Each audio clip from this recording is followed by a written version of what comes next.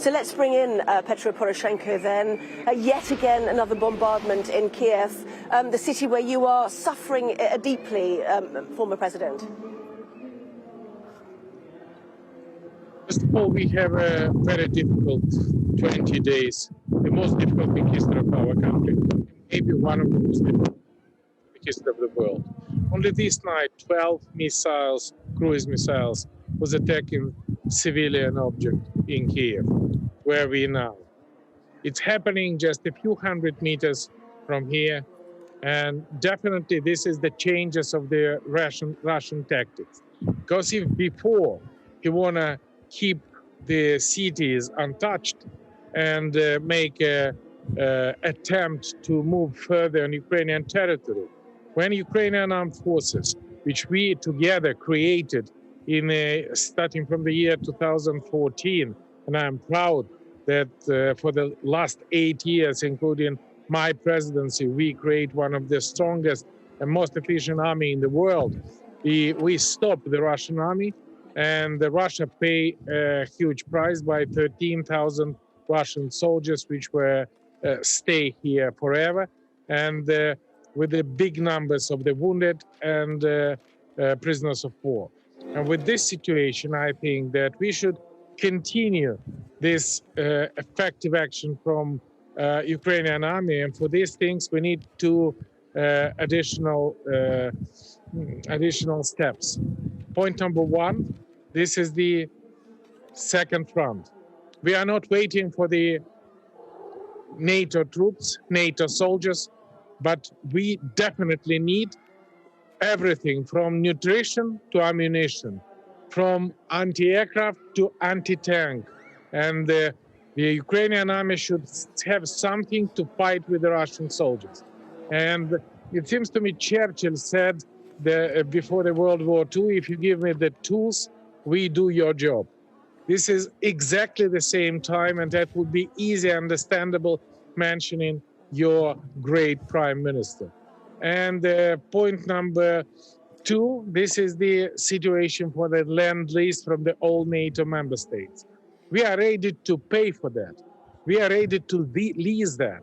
But please deliver for us not only anti-tank and anti-aircraft, but jet fighters, especially the old Soviet jet fighters, MiG-29, which you don't need.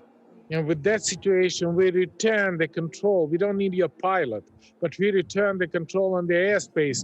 And that would be the cover for the nuclear power station. That would be the cover for civilian object. And that would be the cover for the Ukrainian troops which protect in Europe. Because you should understand, we fight not only for our soil. We fight for the democracy, for the freedom, and for the West. And Putin is making aggression not against Ukraine. He making aggression in every single nation of the NATO, of Europe, and the history of the free world is being forged here in Ukraine right now. And with this situation, definitely... Mr. Poroshenko, but we were at a funeral today of 4 very senior officers, Ukrainian officers, who were killed in the attack, as you know, on the airbase in Yavoriv on Sunday.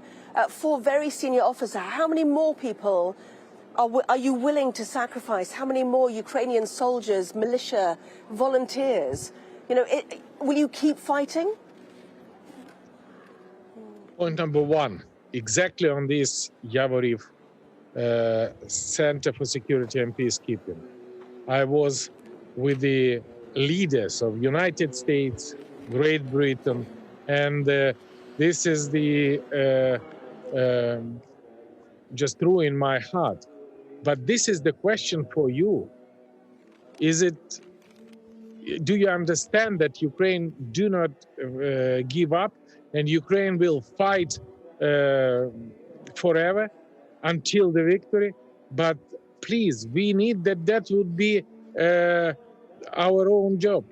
And my question, how many died? Just in Yavoriv, this is 37 people were killed by the Russian missiles attack, and this is happening in less than 20 miles from the NATO border.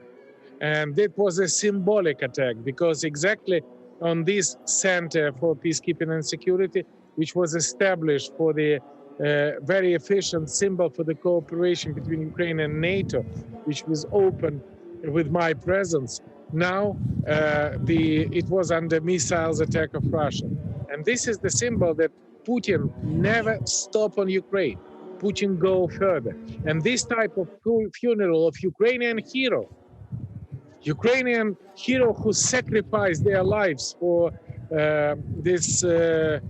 for the freedom and for the democracy, and more your support, less victim. Very simple arithmetic.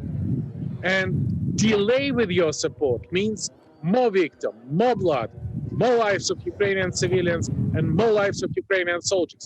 And you in Lviv understand what does it mean.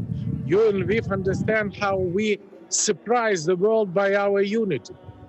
From the 24th of February, we have now completely different universe. And we also surprise the world with the global unity. On day 20, when... Yeah, Mr. Poroshenko, we're nearly 3 weeks in, or your country is nearly 3 weeks into this war. Just briefly, if you can, do you have a better idea now than you did at the start what President Putin wants out of this? Oh. Please, don't trust Putin. Please, don't be afraid of Putin. Because Putin go as far as we together allow them to go. And if we will be strong and united, we stop Putin. If you find out a compromise with Putin, Putin go further. Today, he has a compromise for demanding Ukrainian Crimea or Ukrainian Donbass. Tomorrow, he will demand from the Great Britain, Scotland. Day after tomorrow, he will demand from the United States, Alaska. Putin wants to destroy not only Ukraine, but the whole West, including UK and US. And the earlier we stop him, the more on the eastern flank of the Europe, that would be much cheaper price which world will pay for the peace and security. Don't try to make a compromise with Putin, because that would be Munich in the year 1938.